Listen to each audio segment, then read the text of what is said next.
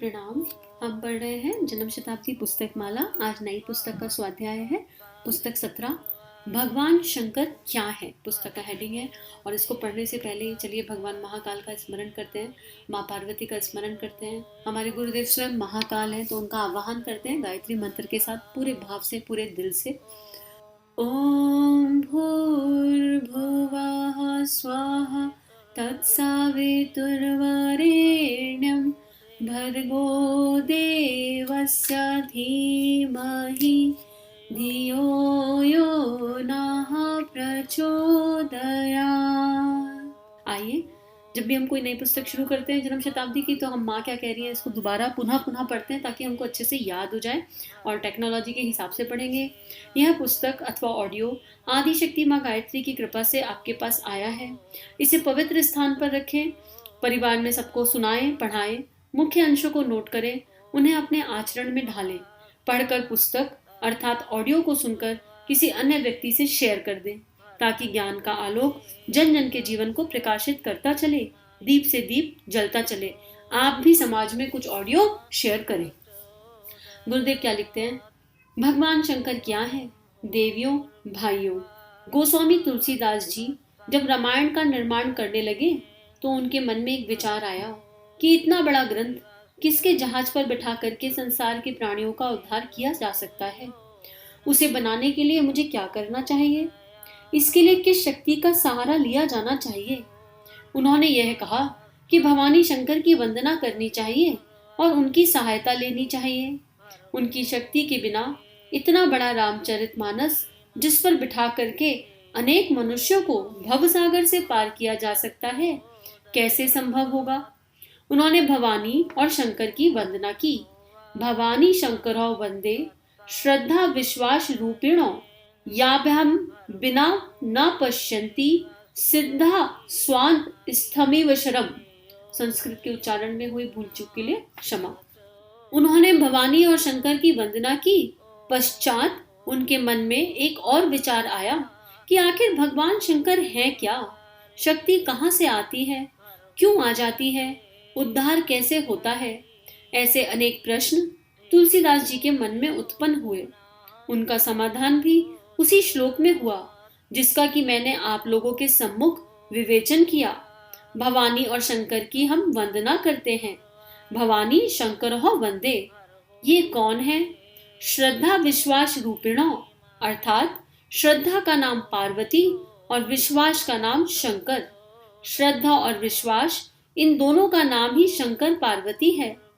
इनका प्रतीक विग्रह मूर्ति हम मंदिरों में स्थापित करते हैं। इनके चरणों पर अपना मस्तक झुकाते हैं, जल चढ़ाते हैं, बेलपत्र चढ़ाते हैं, आरती करते हैं, यह सब क्रिया कृत्य करते हैं। लेकिन मूलतः शंकर क्या है? श्रद्धा और विश्वास। यामाभ्याम बिना ना पश्यन्ति, जिनकी पूजा किए बिना कोई सिद्ध पुरुष भी भगवान को प्राप्त नहीं कर सकते। भवानी शंकर की इस महत्ता और महात्म्य पर मैं विचार कर रहा हूँ, तब एक और पौराणिक कथा मेरे सामने आई। आज गुरुदेव हमें भगवान शंकर और माँ पार्वती का तत्व दर्शन समझाने जा रहे हैं। कितना बड़ा सौभाग्य है कि उनके प्रवचन पढ़ने को मिल रहा है। और इसको शुरू करने से पहले गुरुदेव ने बताया कि तुलसीदास जी ने इतना बड़ा रामायण लिखने से पहले किसका आवाहन किया? भगवान शिव का और माँ पार्वती का आवाहन किया। क्यों आवाहन किया? कि कोई भी कार्य हम जीवन में करें, कुछ भी करें, हर कार्य का जो आधार है वो विश्वास और श्रद्धा है। अगर विश्वास और श्रद्धा का पक्ष मजबूत है तो हम सब कुछ प्राप्त कर सकते हैं। लेकिन हम संशयात्मक बुद्धि पे चले जाते हैं, हम डाउट्स क्रिएट करने लगते हैं। अपने ही किए गए कर्मों पे, श्रेष्ठ कर्मों पे संशय करना अनुचित है। तो श्रद्धा और विश्वास आधार है। और जब हम श्रद्धा और विश्वास के साथ भगवान शिव और माँ पार्वती की वंदना करें या किसी भी देवी देवता की वंदना, भगवान की वंदना करेंगे, तो अपने आप जो प्राप्त होने योग्य है वो प्राप्त हो जाएगा। और गुरुदेव ने उपासना समर्पण योग में श्रद्धा और विश्वास को बहुत खूबसूरत तरीके से समझाया है। अगर आपने वो भाग में नहीं सुना तो आप सुनकर देखिए।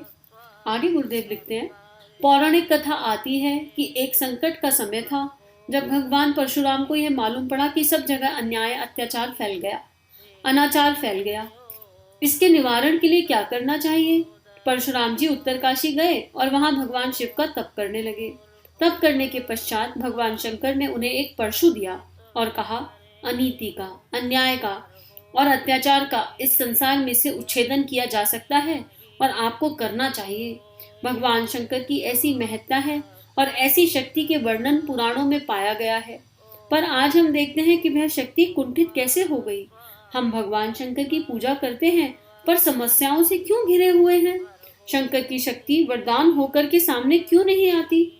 शंकर के भक्त होते हुए भी हम किसी तरीके से पिछड़ते और पद्दलित होते चले जा रहे हैं। भगवान हमारी कब सहायता कर सकते हैं? ये विचार मैं देर तक करता रहा। अब ये कितने जेन्युइन प्रश्न गुरुदेव के मन में उठ रहे हैं। हम चारों तरफ देखते भी हैं कि अरे इतने सारे लोग हैं जो आदि शक्ति के, भगवान शंकर के, अलग अलग देवी देवताओं के उपासक हैं, लेकिन क्या है जो इतना उपासना करने के बाद भी वो उनकी जो शक्ति है वो प्रकट नहीं होती, उनके वरदान मिलते नहीं। तो ये शक्ति कुंठित कैसे हो गई? मतलब भगवान शंकर में कोई प्रॉब्लम आ गई क्या, या रिसीवर में प्रॉब्लम है? ये समझने की जरूरत है कि भगवान शंकर और माँ पार्वती की शक्ति में समस्या है या रिसीवर ठीक तरीके से कर नहीं रहा, रिसीवर में प्रॉब्लम है। अब देखो, सविता का प्रकाश, सूर्य का प्रकाश सर्वत्र फैल रहा है, ठीक है, वो कहीं भेदभाव नहीं करता। समस्या निश्चित रूप से रिसीविंग में है हमारी। तो आगे पढ़ते हैं कि गुरुदेव कैसे समझा रहे हैं इसको, और अपनी रिसीविंग को ओपन कैसे करना है ये भी हमको जान लेना चाहिए। तो गुरुदेव छुपे अर्थों में समझा चुके। श्रद्धा और विश्वास के साथ निष्काम कर्म करना, श्रेष्ठ उद्देश्यों के लिए भावना, प्रार्थना करना, उपासना करना, ये गुरुदेव हमें शुरू से ही जन्म शताब्दी में कहीं ना कहीं समझाते आ रहे हैं। तो गुरुदेव लिख रहे हैं, 18 पुराणों का अनुवाद मैंने संस्कृत से हिंदी में किया है। उसमें से शिव पुराण की एक कथा मुझे याद आई, जिससे हमारी शंका का समाधान हो गया। भगवान शंकर सहायता क्यों नहीं करते हमारी? क्यों नहीं उनकी शक्ति का लाभ मिलता? क्यों उनके चमत्कार हमें दिखाई नहीं पड़ते? जबकि भगवान शंकर के भक्त जिन्होंने क्या से क्या अनुदान प्राप्त किए, जो भी तप करने के लिए खड़ा हो गया वह ना जाने क्या से क्या प्राप्त करता चला गया। हम और आप जैसे शुभ उपासक उस शक्ति को प्राप्त ना कर सकते हो, ऐसी कोई बात नहीं, पर कहीं ना कहीं चूक रह जाती है, कहीं ना कहीं भूल रह जाती है। उस भूल को हमें निकालना ही पड़ेगा और निकालना ही चाहिए। इसके बिना अध्यात्म का पूरा लाभ नहीं मिल सकेगा और दुनिया के सामने हम सिर ऊंचा उठाकर यह नहीं कह सकेंगे कि हम ऐसी शक्ति के उपासक हैं जो अपनी उंगली के इशारे से दुनिया को हिला सकती है। तो गलती और चूक कहाँ हो गई? चूक और गलती वहां हो गई जहां भगवान शिव और पार्वती का असली स्वरूप हमको समझ में नहीं आया। उसके पीछे जो फिलॉसफी है वह समझ नहीं आई, मात्र उसका भारी स्वरूप समझ में आ गया। अब गुरुदेव कितनी बढ़िया बात कह रहे हैं कि हमसे चूक हुई है, हमारी रिसीविंग में प्रॉब्लम है, हमसे ही गलती हुई है। भगवान शिव की शक्ति तो ऐसी की ऐसी बनी हुई है, माँ पार्वती का अनंत स्नेह और प्रेम ऐसा का ऐसे ही है, और गुरुदेव को शिव पुराण ध्यान आया। अब ये चूक कहाँ हो गई? चूक ये हो गई कि हम जो है भगवान को ऊंचे उस स्थान पर बिठा देते हैं और उनको प्रतीक के रूप में पूजने लगते हैं, लॉलीपॉप टॉफी के लिए पूजने लगते हैं, लेकिन उनके तत्व दर्शन को नहीं समझ पाते कि भगवान शिव का ये स्वरूप, माँ पार्वती का ये स्वरूप हमें समझा क्या रहा है। तो गुरुदेव हमें वही तत्व दर्शन, भीतर का गहरा ज्ञान समझाने जा रहे हैं। भगवान शंकर का भी एक कलेवर है और एक प्राण, एक बहिरंग स्वरूप है और एक अंतरंग स्वरूप। जब हम दोनों को मिला देंगे तब पॉजिटिव और नेगेटिव दोनों तारों को मिला करके जिस तरीके से स्पार्क उठते हैं और करंट चालू हो जाता है, बहिरंग के रूप के बारे में आप जानते हैं, और जिस तक आप सीमित हो गए वह कलेवर है जो मंदिर में बैठा हुआ है, जिसके चरणों में हम मस्तक झुकाते हैं, जल चढ़ाते हैं, पूजा करते हैं, प्रार्थना करते हैं, आरती उतारते हैं और जय जयकार करते हैं। यह है बहिरंग कलेवर। इसकी भी सख्त जरूरत है, परंतु यही सब कुछ नहीं, हमें अंतरंग रूप के बारे में भी जानना चाहिए। अब बहिरंग की आवश्यकता नहीं है, ऐसा नहीं है, मूर्ति पूजा की अपनी आवश्यकता है, तो भगवान शिव के स्वरूप की अपनी आवश्यकता है। हमारी श्रद्धा और आस्था की डोर है, वो विश्वास है, जिस पे श्रद्धा टिका दो वहां से विश्वास प्रकट होने लगता है। लेकिन हम क्यों जा रहे हैं, हम क्या करने जा रहे हैं मंदिरों में? हम जल चढ़ा रहे हैं तो हम क्यों चढ़ा रहे हैं? हमें उसका विज्ञान, उसका साइंस समझ में आ रहा है या नहीं?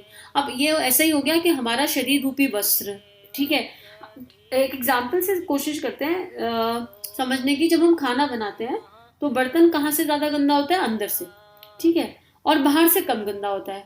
अब सोचो कि हमको दोबारा खाना बनाना है, तो खाना बनाने वाले बर्तन को हमें अंदर से साफ करना पड़ता है, और जब कई बार बर्तन ज्यादा गंदा हो जाता है तो उसको अंदर से पानी वानी गर्म करके और ज्यादा चमकाना पड़ता है, ठीक है। तो अंदर की सफाई ज्यादा महत्वपूर्ण है। बाहर से तो इतना गंदा हुआ ही नहीं, बाहर से आंच के संपर्क में आया। अब हमारा ये शरीर रूपी बर्तन है, ठीक है, हम इसको बाहर से चमकाए जाएं और अंदर से साफ करें ना, तो बात नहीं बनेगी। ऐसे ही हम शिव जी की अंतरंग शक्ति से जुड़ नहीं रहे और बहिरंग के पीछे पीछे चले जाएं पागलों के जैसे, तो फिर बात कहाँ बनेगी। तो अंतरंग और बहिरंग का बैलेंस क्रिएट करने की बात गुरुदेव कर रहे हैं कि दोनों का बैलेंस क्रिएट करना है। और जब दोनों का बैलेंस क्रिएट करेंगे तो हमारे भीतर एक दिव्य प्राण स्पार्क के जैसे जागृत हो जाएगा और शिव और पार्वती की सामूहिक शक्ति का प्रवाह हमारे अंदर बहने लगेगा। तो अब हमें ये स्मरण रखना है कि शरीर जो है बाहर से हम कितना मर्जी चमका लें, बाहर से साफ दिख भी जाए, जब तक हम अंदर का मैल नहीं निकालेंगे, अंदर से इसको घिसेंगे नहीं, साफ नहीं करेंगे, तब तक बात नहीं बनेगी। क्योंकि अंदर ही सब कुछ है। हर्ट इमोशन, सारे लोअर इमोशन कहाँ छिपे होते हैं? अंदर ही तो छिपे होते हैं। सारे ओवर थिंकिंग कहाँ छिपी होती है? अंदर। और वो करना कैसे है, इसको आगे पढ़ेंगे। और वैसे बहुत सारे तरीके गुरुदेव हमें ऑलरेडी बता भी चुके हैं, लेकिन हम आगे पढ़ेंगे कि भगवान शिव और माँ पार्वती का तत्व दर्शन क्या है। आज के लिए इतना ही। सभी को बहुत बहुत आभार। हम सभी का जीवन गुरु तत्व के सूक्ष्म सानिध्य में। हमारे YouTube चैनल को सब्सक्राइब कीजिए और बेल आइकन पर क्लिक कीजिए ताकि आने वाली सभी वीडियो की नोटिफिकेशन आपको मिलती रहे। आप सभी को बहुत बहुत थैंक यू।